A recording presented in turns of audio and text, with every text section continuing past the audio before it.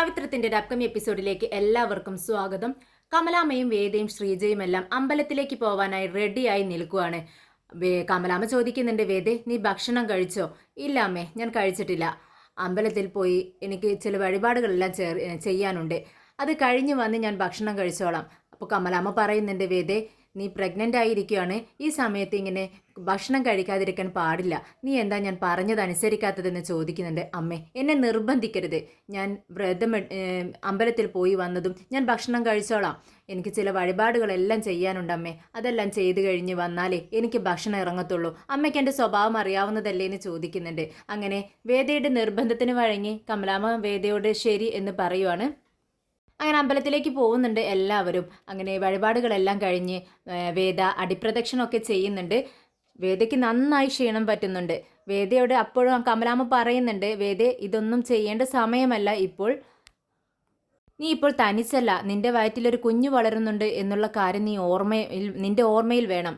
എന്നിട്ട് വേണം ഇത്തരം വഴിപാടുകളെല്ലാം ചെയ്യാൻ എന്ന് പറയുന്നുണ്ട്. അപ്പോഴും വേദ പറയുന്നുണ്ട്, അമ്മേ ദൈവവിശ്വാസിയല്ലേ ഞാൻ, ഒരു പ്രശ്നവും ഉണ്ടാവത്തില്ല, അമ്മ എന്നെ ഒന്ന് വിശ്വസിക്ക് എന്ന് പറയുകയാണ്. അങ്ങനെ പ്രദക്ഷിണമെല്ലാം കഴിഞ്ഞ് അവർ വീട്ടിലേക്ക് തിരിച്ചു വരുവാണ്. അപ്പോഴും വിക്രം എത്തിയിട്ടില്ല. വേദയോട് കമലാമ്മ പറയുന്നുണ്ട്, വേദേ നീ ഭക്ഷണം കഴിക്കേ, നിനക്ക് നന്നായി ക്ഷീണമുണ്ടെന്ന് പറയുന്നുണ്ട്. അപ്പോൾ വേദ പറയുന്നുണ്ട്, ഇല്ല അമ്മേ, ഞാൻ കുറച്ച് നേരം ഒന്ന് റെസ്റ്റ് എടുക്കട്ടെ, എന്നിട്ട് ഞാൻ കഴിച്ചോളാം എന്ന് പറഞ്ഞുകൊണ്ട് അവിടെ ഇരിക്കുകയാണ് ചെയറിൽ. അപ്പോഴേക്കും വിക്രം ഒരു വലിയ കിറ്റുമായിട്ട് വരുവാണ്. അത് കണ്ടിട്ട് നന്ദിനി ചോദിക്കുന്നുണ്ട്, എന്താന്നാ വിക്രം നിന്റെ കയ്യിൽ ഇത്രയും വലിയൊരു കിറ്റ്, ഇതിലെന്താടാ എന്ന് ചോദിക്കുക. ഉടനെ വിക്രം പറയുന്നുണ്ട്, അതെ എൻ്റെ ഭാര്യയുണ്ടല്ലോ, എൻ്റെ വേദ, അവള് പ്രദക്ഷിണമൊക്കെ കഴിഞ്ഞ് ക്ഷീണിച്ച് വന്നിരിക്കുകയാണ്. അവൾക്ക് തീരെ ഭക്ഷണം കഴിക്കാതിരിക്കാൻ പറ്റത്തില്ല. ഭക്ഷണം കഴിക്കാണ്ടിരുന്നാൽ അപ്പോൾ അവൾക്ക് തലകറക്കം വരും. എന്നിട്ടും അതെല്ലാം സഹിച്ച്, എൻ്റെ കുഞ്ഞിന് വേണ്ടി സഹിച്ച് ഇവളിതെല്ലാം ചെയ്യുന്നില്ലേ. അപ്പോൾ അവൾക്ക് വേണ്ടി ഞാൻ അവൾക്ക് ഇഷ്ടപ്പെട്ട സാധനങ്ങളാണ് ഈ കിറ്റ് നിറയെ ഞാൻ വാങ്ങിച്ചിരിക്കുന്നത് എന്ന് പറയുകയാണ്. ഉടനെ തന്നെ നന്ദിനി, അതെന്താ വിക്രം, ഞങ്ങൾക്ക് കൂടെ തരാവോ, നിൻ്റെ ഭാര്യയ്ക്ക് മാത്രമേ ഉള്ളോ എന്ന് ചോദിക്കുന്നുണ്ട്. അത് കേട്ടതും കമലാമ്മ പറയുന്നുണ്ട്, എന്തിനാ നന്ദിനി നീ ഇങ്ങനെ കണ്ണ് വെക്കുന്നത്, അവൾക്ക് ഇഷ്ടപ്പെട്ട ഭക്ഷണം അവൾ കഴിക്കട്ടെ, ഇപ്പോൾ അതിനുള്ള സമയമല്ലേ. വിക്രം, ഇവൾ അങ്ങനെയൊക്കെ പറയും, വീട്ടിലുള്ളവർ തന്നെ കണ്ണ് വെക്കുന്നു, പിന്നെ മറ്റുള്ളവരുടെ കാര്യം പറയാനുണ്ടോ. നീ അതെല്ലാം റൂമിൽ കൊണ്ടുപോയി വെക്ക്, എന്നിട്ട് അവൾക്ക് ഇഷ്ടമുള്ളപ്പോൾ ആവശ്യമുള്ളപ്പോൾ അവൾ എടുത്ത് കഴിക്കട്ടെ, അല്ലെങ്കിൽ നീ എടുത്ത് കൊടുക്ക് എന്ന് പറയാട്ടോ. അപ്പോഴേക്കും വിക്രം പറയുന്നുണ്ട്, ഇല്ല അമ്മേ, അത് നമ്മുടെ ചേച്ചിയല്ലേ, ചേച്ചിയും കഴിക്കട്ടെ, ഇവൾക്ക് മാത്രമല്ല ഞാൻ വാങ്ങിയിട്ടുള്ളത്, എല്ലാവർക്കും വാങ്ങിയിട്ടുണ്ട്. ഇത് കേട്ട് നന്ദിനി പറയുന്നുണ്ട്, അമ്മ നിഷേധിച്ചാലും വിക്രമിന് ഞങ്ങളുടെ കാര്യമൊക്കെ ഓർമ്മയുണ്ട് കേട്ടോ, അമ്മ അങ്ങനെയൊന്നും പറയണ്ട എന്ന് പറഞ്ഞ് കുറച്ച് വലിയ ആളാവുകയാണ് നമ്മുടെ നന്ദിനി. അപ്പോഴേക്കും ശ്രീജ ഒരു ഗ്ലാസ് എടുത്ത് കൊണ്ടുവരുന്നുണ്ട്. അതിലേക്ക് കൊണ്ടുവന്ന ജ്യൂസ് ഒഴിച്ചു കൊടുക്കുകയാണ് വിക്രം. അങ്ങനെ വേദ സമാധാനത്തോടെ അത് കുടിക്കുന്നുണ്ട്. വിക്രമും ശങ്കരനാരായണും ഭവാനിയുടെ കൊലയാളിയെ തിരഞ്ഞുള്ള അന്വേഷണത്തിലാണ്. അതിൻ്റെ ഭാഗമായി ഭവാനി കൊല്ലപ്പെട്ടു കിടന്നിരുന്ന കെട്ടിടത്തിലേക്ക്, ആളൊഴിഞ്ഞ കെട്ടിടമാണ്, അങ്ങോട്ടേക്ക് ശങ്കരനാരായണനെ കൊണ്ടുപോകുന്നുണ്ട്. കെട്ടിടം കണ്ടതും ശങ്കരനാരായണൻ ചോദിക്കുന്നുണ്ട്, വിക്രം ഇത്രയും മോശപ്പെട്ട ഒരു കെട്ടിടമോ, ഇങ്ങനെയുള്ള സ്ഥലങ്ങളൊക്കെ ഇവിടെ ഉണ്ടോ എന്ന് ചോദിക്കുകയാണ്. അപ്പോൾ വിക്രം പറയുന്നുണ്ട്, സാർ നല്ല നല്ല സ്ഥലങ്ങളിലേ കണ്ടിട്ടുള്ളൂ, ഇത്രയും മോശപ്പെട്ട സ്ഥലങ്ങളൊക്കെ ഉണ്ട്, ഈ ഗുണ്ടകളൊക്കെ ഉണ്ടല്ലോ, അവരൊക്കെ ഇത്തരം സ്ഥലങ്ങളിലാണ് പാർക്കുന്നത്. എന്തായാലും അവൻ എന്നെ വിളിച്ചു വരുത്തിയത് ഇങ്ങോട്ടേക്കാണ്, അന്ന് അവൻ മരണപ്പെട്ട് കിടന്നതും ഇവിടെ തന്നെയാണ് എന്ന് പറഞ്ഞുകൊണ്ട് അകത്തേക്ക് ചെല്ലുവാണ്. അകത്തേക്ക് ചെല്ലുന്നതും കുറേ സാധനങ്ങൾ അവിടെ ഇവിടമായി ഇങ്ങനെ കൂട്ടിയിട്ടിരിക്കുന്നു. അതിന് നടുവിലായി വൈറ്റ് മാർക്കർ കൊണ്ട് ഇങ്ങനെ അടയാളപ്പെടുത്തി വെച്ചിട്ടുണ്ട്. ഉടനെ ശങ്കരനാരായണനോട് വിക്രം പറയുന്നുണ്ട്, സർ ഇവിടെയാണ് അവൻ വീണ് കിടന്നിരുന്നത്, ഇത് പോലീസുകാർ അടയാളപ്പെടുത്തിയിട്ടുള്ള സ്ഥലമാണ് എന്ന് പറയുകയാണ്. ഉടനെ തന്നെ ശങ്കരനാരായണൻ അവിടെ എല്ലാം സെർച്ച് ചെയ്യുന്നുണ്ട്. വിക്രം ചോദിക്കുന്നുണ്ട്, എന്തെങ്കിലും തുമ്പ് കിട്ടിയോ സർ? ഇല്ല വിക്രം, എന്തെങ്കിലും തുമ്പ് കിട്ടുമെന്ന് ഉള്ളത് കൊണ്ടാണ് ഞാൻ നിന്നോട് എനിക്ക് സ്ഥലം ഒന്ന് കാണണമെന്ന് പറഞ്ഞത്, പക്ഷേ ഒന്നും കാണുന്നില്ല എന്ന് പറഞ്ഞുകൊണ്ട് എന്നാലും നമുക്ക് നോക്കാം, ഒന്ന് തിരഞ്ഞു നോക്ക്, നീയും കൂടെ ശ്രമിക്കുക എന്ന് പറയുവാണ്. രണ്ടുപേരും എല്ലാ സ്ഥലങ്ങളും അവിടെയുള്ള ഓരോ മുക്കും മൂരയും തിരയുന്നുണ്ട്, പക്ഷെ ഒന്നും കിട്ടുന്നില്ല. അപ്പോഴേക്കും നമ്മുടെ ശ്രീനിവാസൻ സാറും അങ്ങോട്ടേക്ക് വരുന്നുണ്ട്. എന്തായി സാർ, എന്തെങ്കിലും തുമ്പ് കിട്ടിയോ, എന്തെങ്കിലും തെളിവ് കിട്ടിയോ എന്ന് ചോദിക്കുകയാണ്. ഉടനെ തന്നെ വിക്രം പറയുന്നുണ്ട്, ഇല്ല ഒന്നും കിട്ടിയില്ല സാർ, പക്ഷെ ഞങ്ങൾ ശ്രമിച്ചു, ഒന്നും തന്നെ കിട്ടിയില്ല എന്ന് പറയുന്നു.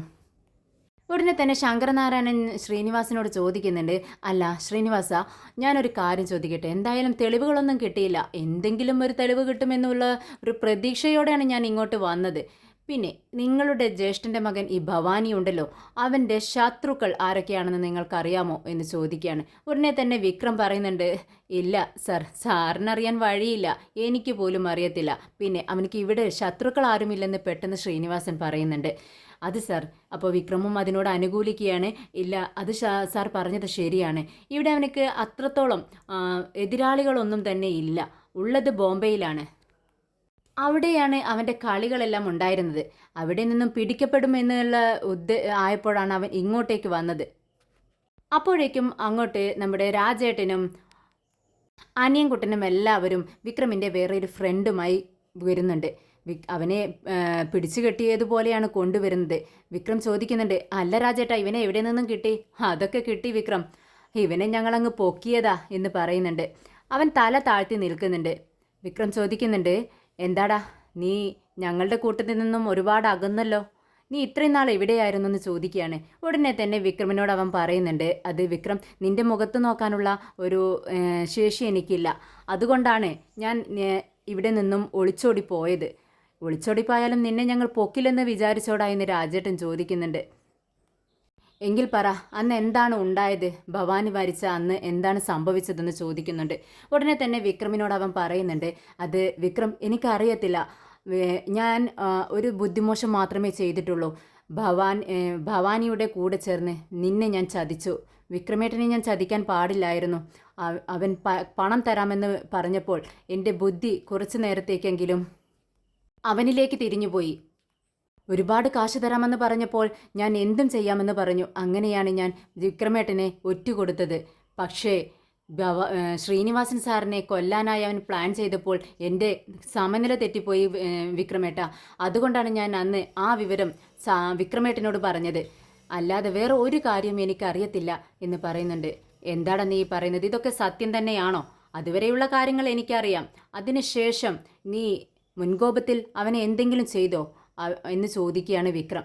പക്ഷേ അവൻ പറയുന്നുണ്ട്, ഇല്ല വിക്രം, ഞാൻ അന്ന് തന്നെ ആ നിമിഷം വിക്രമേട്ടനെ കണ്ട് വിക്രമേട്ടൻ എന്നോട് സംസാരിച്ചില്ലേ, ഞാൻ സത്യങ്ങളെല്ലാം തുറന്നു പറഞ്ഞില്ലേ, ആ നിമിഷം തന്നെ ഞാൻ ഇവിടെ നിന്നും നാടുവിട്ടു. പിന്നീട് എന്താണ് സംഭവിച്ചതെന്ന് എനിക്കറിയത്തില്ല എന്ന് പറയുന്നുണ്ട്. പിന്നീട് വീണ്ടും വീണ്ടും വിക്രം ചോദിക്കുകയാണ്, ഡാ സത്യം പറ, നിനക്ക് ഒരു പ്രശ്നവും ഉണ്ടാവില്ല, ഇതല്ലാതെ നിനക്ക് വേറെ വല്ല വിവരങ്ങളും അറിയാവോ? അവനക്ക് ആരോടെങ്കിലും ശത്രുതയുണ്ടായിരുന്നോ? അവനോട് ആർക്കെങ്കിലും ശത്രുതയുണ്ടായിരുന്നോ? അങ്ങനെ എന്തെങ്കിലും വിവരം നിനക്ക് അറിയാമോ എന്ന് ചോദിക്കുകയാണ്. ഉടനെ തന്നെ എല്ലാവരെയും നോക്കുകയാണ് അവൻ. എന്നിട്ട് ചോദിക്കുന്നുണ്ട്, വിക്രമേട്ട, എനിക്ക് വിക്രമേട്ടനോട് കുറച്ച് സംസാരിക്കാനുണ്ട്.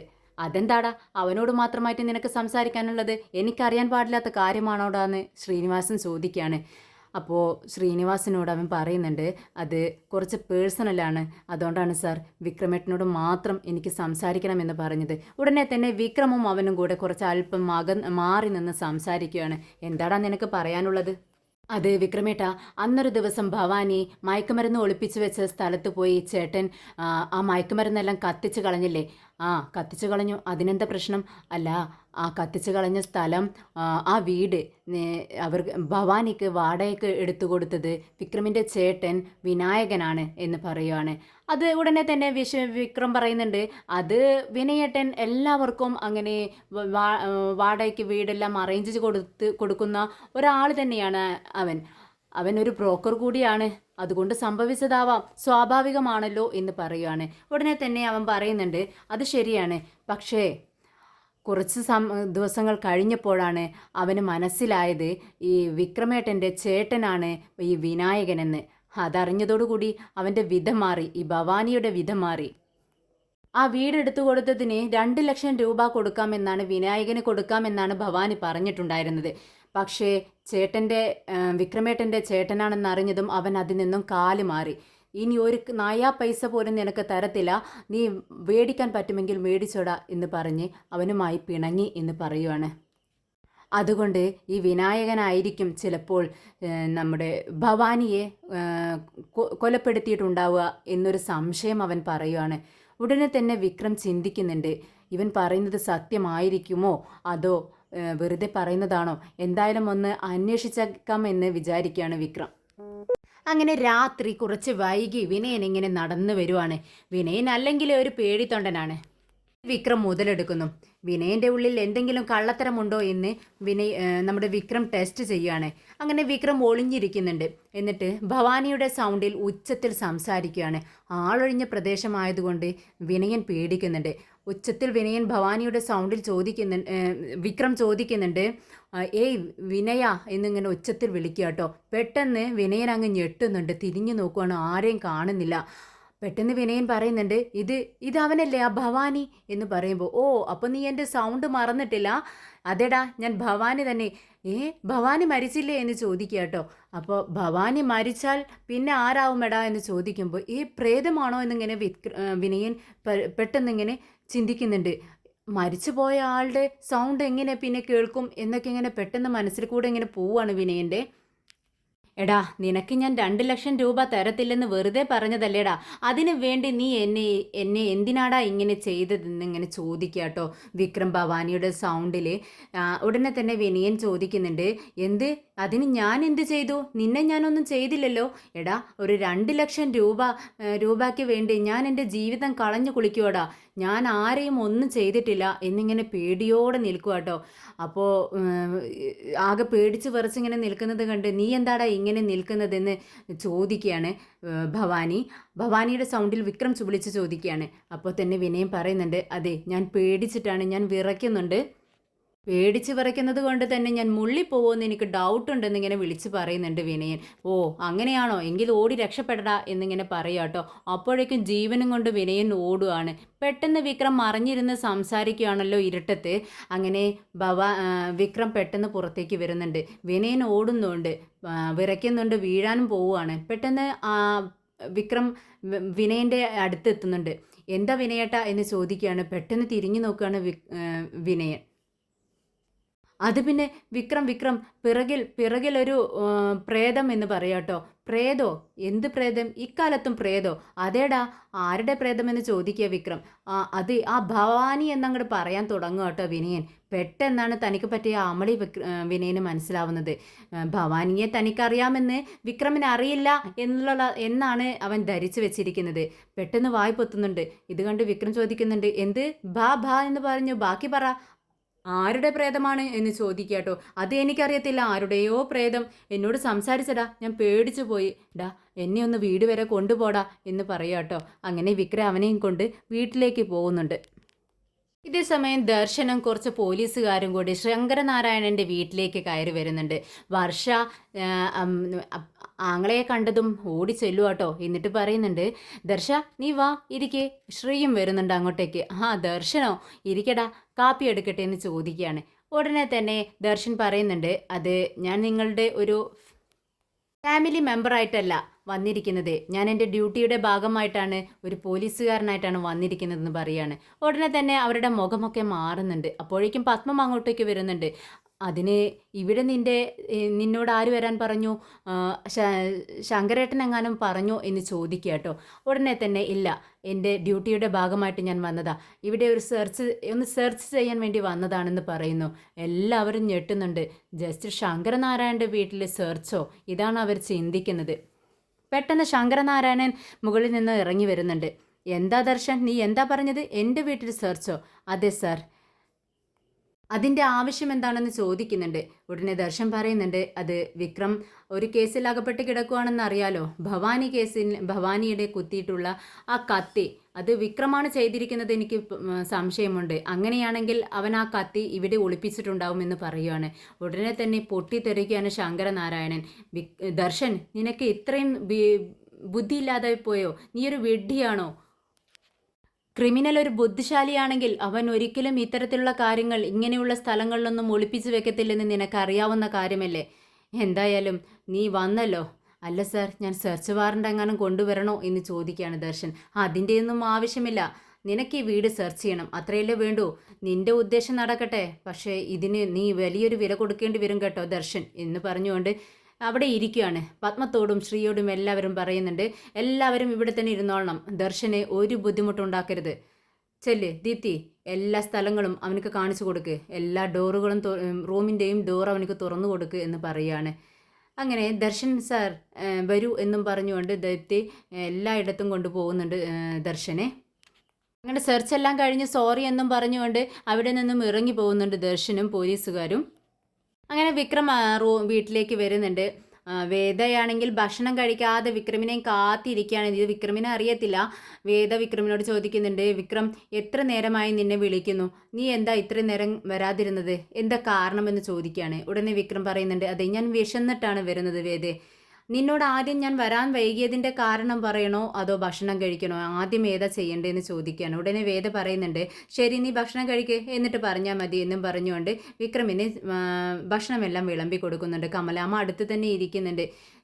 നമ്മുടെ നന്ദിനിയും ശ്രീജയും എല്ലാം ഭക്ഷണം കഴിച്ച് പ്ലേറ്റെല്ലാം കഴുകി വെക്കുവാണ്.